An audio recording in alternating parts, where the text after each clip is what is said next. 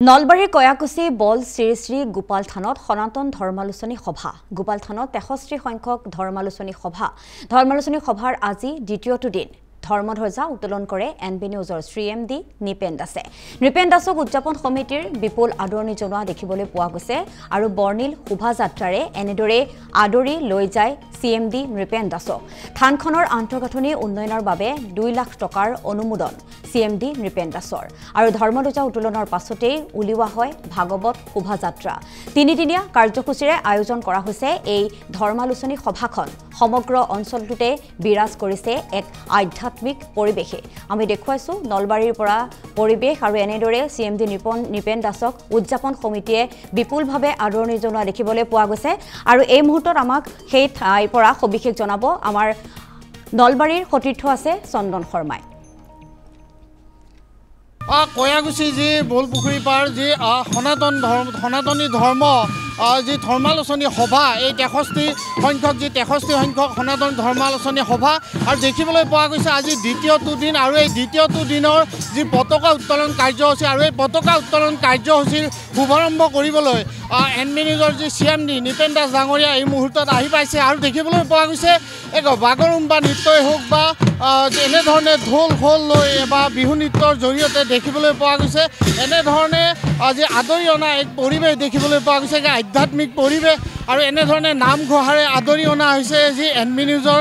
CMD sir Nipen Das ছাৰক এনেধৰণে আদৰি অনা হৈছে এই মুহূৰ্তত দেখিবলৈ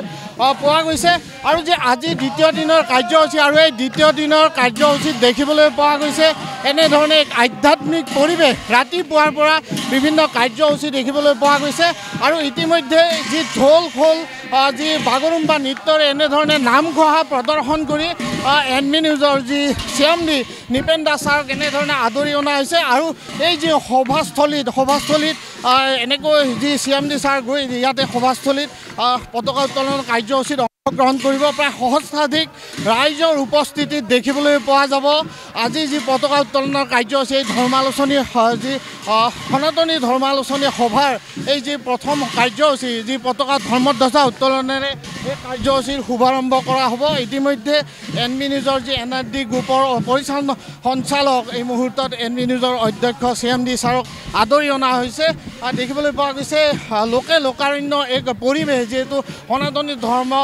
ধৰ্মালোচনী সভা 63 সংখ্যক এই ধৰ্মালোচনী সভা আৰু এই ধৰ্মালোচনী সভাত দেখিবলৈ পোৱা গৈছে এক লোকাৰণ্য পৰিৱেশ আধ্যাত্মিক পৰিৱেশ দেখিবলৈ পোৱা গৈছে এই মুহূৰ্তত আৰু আদৰি অনা হৈছে যি পৰিচালনা সঞ্চালক এনবি নিউজৰ পৰিচালনা সঞ্চালক সিএমডি ছাৰক এনেধৰণে আদৰি অনা হৈছে আৰু দেখিবলৈ পোৱা যাব পৰিচালনা সঞ্চালক নিপেন দাস ডাঙৰীয়া এই মুহূৰ্তত যি পতাকা উত্তোলন কাৰ্যসূচীত অংশগ্ৰহণ কৰিব কিছু সময় পিছতে অংশগ্ৰহণ কৰিব আৰু ঢোল খোল বাগৰুম্বা নৃত্যৰে এনেধৰণে আদৰি অনা হৈছে আৰু কিছু সময় পিছতে এনেধৰণে লৈ অনা হৈছে আৰু দেখিবলৈ পোৱা যাব কিছু সময় পিছতে পতাকা উত্তোলন কাৰ্যসূচীত অংশগ্ৰহণ কৰিব আৰু এই যি 63 সংখ্যক যি সনাতনী ধৰ্মালোচনী সভা কয়াকুছিত দেখিবলৈ পোৱা গৈছে সনাতনী এক ধৰ্মালোচনী সভাত দেখিবলৈ পোৱা যাব এনেধৰণে আদৰি অনা হৈছে যি এনবি নিউজৰ অধ্যক্ষ সিএমডি ছাৰক আৰু দেখিবলৈ পোৱা গৈছে এক লোকাৰণ্য পৰিৱেশ ভক্তৰ লোকাৰণ্য এক পৰিৱেশ দেখিবলৈ পোৱা গৈছে এই মুহূৰ্তত এনেধৰণে লৈ অনা হ'ব দেখিবলৈ পোৱা গৈছে যি কাৰ্যসূচী আজিৰ দ্বিতীয় দিনৰ কাৰ্যসূচী দেখিবলৈ পোৱা গৈছে এই মুহূৰ্তত ইতিমধ্যে যি এনবি নিউজৰ সিএমডি ছাৰ আহি উপস্থিত হৈছে এই মুহূৰ্তত আৰু ঢোল খোল বিহু বাদনেৰে এনেধৰণে লৈ অনা হৈছে এক পৰিৱেশ দেখিবলৈ পোৱা গৈছে এই মুহূৰ্তত আৰু কিছু সময় পিছতে এই যি পতাকা উত্তোলন কাৰ্যসূচীত অংশগ্ৰহণ কৰিব এনবি নিউজৰ অধ্যক্ষ নিপেন দাস ছাৰে চন্দন শৰ্মা সামগ্ৰিক পৰিৱেশটো দেখুৱাৰ বাবে আৰু গোপাল থানত 63 সংখ্যক যি ধৰ্মালোচনী সভা আৰু সেই সভাৰ আজি দ্বিতীয়টো দিনত এনেদৰে ধৰ্মধ্বজা উত্তোলন কৰে এনবি নিউজৰ সিএমডি নিপেন দাসে আৰু নিপেন দাসক উদযাপন সমিতিয়ে বিপুলভাৱে আদৰণি জনোৱা দেখিবলৈ পোৱা গৈছে যেটো বৰ্ণিল শোভাযাত্ৰাৰে আদৰি লৈ যায় নিপেন দাসক আৰু সমান্তৰালকৈ এই থানখনৰ আন্তঃগাঁথনি উন্নয়নৰ বাবে 2 লাখ টকাৰ অনুদান আগবঢ়াইছে সিএমডি নিপেন দাসে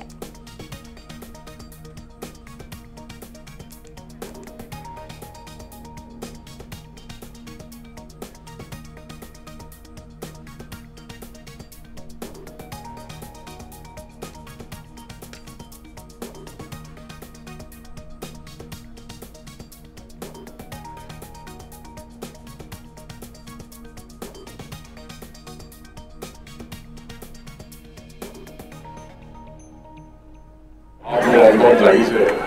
এতিয়া মোৰ এনেকুৱা লাগি আছে যেন আমাৰ চাৰিওফালে ভগৱান বিষ্ণু কৃষ্ণ ভগৱান ভগৱত গৈছে ইয়াৰ মানুহবোৰ বৰ ভাল মানুহ সংস্কৃতিবান মানুহ তেওঁলোকৰ আচাৰবোৰ মই লক্ষ্য কৰি আছোঁ প্ৰত্যেকজনক ইমান ভালকৈ ব্যৱহাৰ কৰিছে আৰু এই বস্তুটো খুব দৰকাৰ আৰু মোৰ দৃষ্টিত সনাতন ধৰ্ম হ'ল বিশ্বৰ সৰ্বশ্ৰেষ্ঠ ধৰ্ম সেইকাৰণে আজি মই সনাতন ধৰ্মৰ যি ধৰ্মালোচনী সভা এইখন আজি মোক প্ৰায় এমাহমান আগতে ইয়াৰ বিনয় কলিতা এই সভাপতি মহোদয়ে মোক জনাইছিল মই কৈছিলোঁ যে 26 জানুৱাৰীত মোৰ কাৰ্যালয়ত যিটো মোৰ পতাকা উত্তোলন থাকে তাৰপিছতে মই আপোনালোকৰ তাত আহিম আৰু এনেও মই ধৰ্ম বুলি ক'লে ধৰ্মালোচনী বা কিবা এনেকুৱা ধৰণৰ হ'লে মই কেতিয়াও মিছ নকৰোঁ যিমানে ব্যস্ত নহওঁ এটা খুব মই আৱেগিক কথা ক'ব ওলাইছোঁ ইয়াত উপস্থিত থকা সমূহ ৰাইজে ভালকৈ শুনিব এতিয়া আমি সঁচাকৈ আমি ধৰ্মৰ প্ৰতি ঠিকেই কৰি আছোঁ কিন্তু আমাৰ ধৰ্মৰ প্ৰতিও এতিয়া সংকট আহিছে অন্য ধৰ্মাৱলম্বী লোকে ভিতৰুৱা অঞ্চলবিলাকত গৈ আমাৰ হিন্দু ধৰ্মৰ মানুহবিলাকক মটিভেটেড কৰাৰ চেষ্টা কৰি আছে মই নাম নকৰোঁ কাৰো কিন্তু আপোনালোকে যিটো আজি ইয়াত নিদৰ্শন দেখুৱালে আপোনালোকে যিটো আজি মই দেখা পালোঁ এনেকুৱা ধৰণৰ যদি আমাৰ সঁচাকৈ ধৰ্মৰ প্ৰতি আন্তৰিকতাৰে ভাল পোৱা মানুহ থাকে আধ্যাত্মিক মানুহ থাকে আমাৰ ধৰ্মৰ সংকট নহয় আৰু আমি আজি ইয়াৰ পৰা এটা মেছেজ দিব বিচাৰিছোঁ যে আমাৰ এই বয়াগুচিৰ মানুহখিনি নিচিনা যদি আমাৰ গোটেই অসমখনৰ মানুহ যদি সচেতন হয় আমাৰ কোনো ধৰ্মই গ্ৰাস কৰিব নোৱাৰে আৰু আমি সনাতন ধৰ্ম আৰু ইয়াত থকা প্ৰতিজন মানুহৰ মই যিখিনি স্পৃহা দেখা পালোঁ মই ভবা নাছিলোঁ যে ইমান ধাৰ্মিক মানুহ আমাৰ ইয়াত আছে আৰু মই ইয়াত প্ৰায় আহোঁগীয়া অঞ্চলত মই অতি আনন্দিত হৈছোঁ আজি আহি মই ভাবিছোঁ যে মোৰ আজি এটা জীৱনৰ উল্লেখযোগ্য দিন এই দিনটো মই মনত ৰাখিম আপোনালোকে মোক যথেষ্ট মৰম কৰিলে চেনেল কৰিলে আৰু মই আপোনালোকৰ এই যিটো অনুষ্ঠান এই অনুষ্ঠানটোৰ প্ৰতি মই এজন ব্যৱসায়ী মানুহ বিজনেছ কৰোঁ মই মোৰ বিজনেছৰ জৰিয়তে মই ধন উপাৰ্জন কৰোঁ তাৰে মই এটা অংশ হিচাপে নগদ এইবিলাক টকা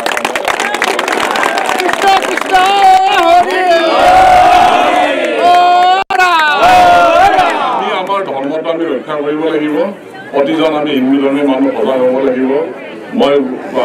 মংগল চব জেগা ঘূৰিছোঁ অন্য ধৰ্মাৱলম্বী মানুহবিলাকে নিজৰ ধৰ্মৰ প্ৰতি যথেষ্ট সচেতন মই নিউজিলেণ্ড গৈছিলোঁ আজিৰ পৰা 15 বছৰ আগত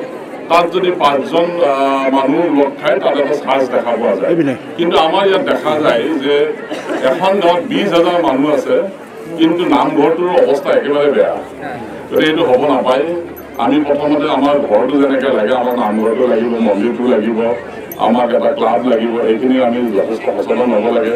আৰু আজি মোৰ ভাল লাগিছে ইয়াত অলপ আগতে কৈ আছিল যে তেওঁলোকে নিজৰ পইচাৰে এইখিনি কৰিছে সেই ব্যক্তিকেইজনকো মোৰ মনৰ পৰা মই অভিনন্দন জনালোঁ আপোনালোকে আগৰ দিনবিলাক কৰি যাব নিপেন দাস MB নিউজ সদায় আপোনালোকৰ লগত আছে পৰৱৰ্তী পৰ্যায়ত মাতিলে আমি আঁতৰাই আহিম আৰু MB নিউজক আপোনালোকে মৰম কৰক MB নিউজে ৰাইজৰ যথেষ্ট ভাল কাম কৰি আছে আমি আপোনালোকে গম পাইছে চাগে আমি যোৱা উৰুকাটো ৰাস্তাত থকা কিছুমান শিশুৰ লগত আমি অতিবাহিত কৰিছিলোঁ আৰু আমাৰ এইবোৰ দেখাবৰ কাৰণে কৰা নাই আমি সঁচাকৈ আন্তৰিকতাৰে কৰোঁ কাম আজিও আমাৰ এটা দল গৈ বৃদ্ধাশ্ৰমত বা আমাৰ অন্ধ স্কুলত গৈ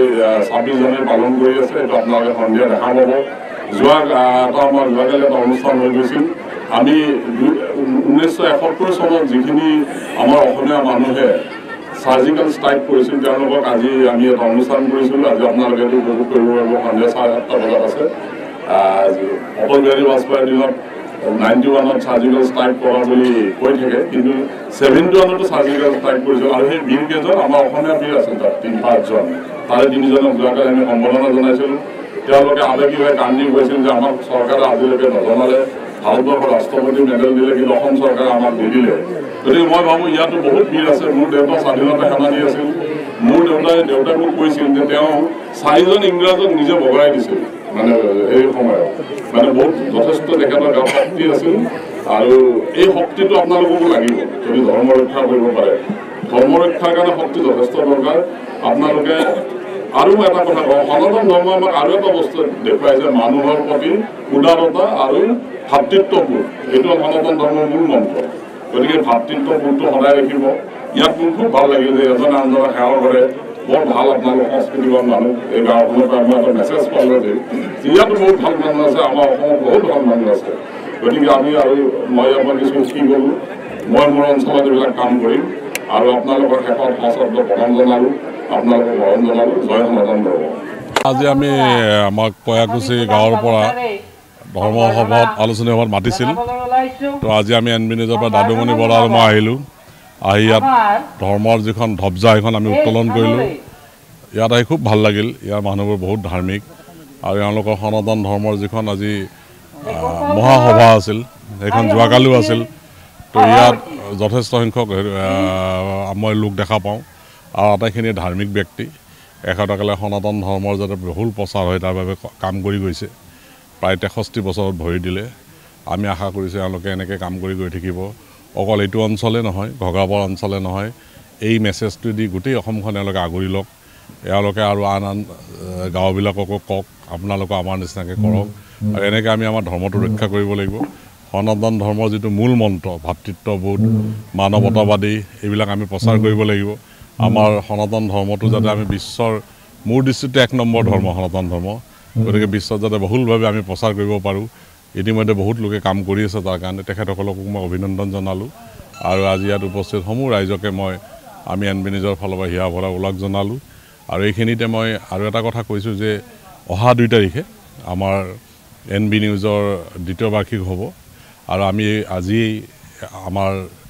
এইখিনিতে মই ইতিমধ্যে তেওঁলোকক চিঠি লৈ আহিছোঁ দি যাম আমি ইয়াৰ ৰাইজৰো উপস্থিতি কামনা কৰিলোঁ সিদিনাখনে দিনজোৰা কাৰ্যসূচী আছে 3 তাৰিখো আছে 3 তাৰিখে আমাৰ এখন ভাওনা হ'ব গতিকে 2 আৰু 3 তাৰিখ এই কয়াকুছি ৰাইজৰ পৰা মই আশা কৰিছোঁ তেওঁলোকে আমাৰ তাত উপস্থিত হ'ব এটলিষ্ট 20-25 গৰাকী মানুহ গ'লেও আমি ভাল পাম আৰু আমি আশা কৰিছোঁ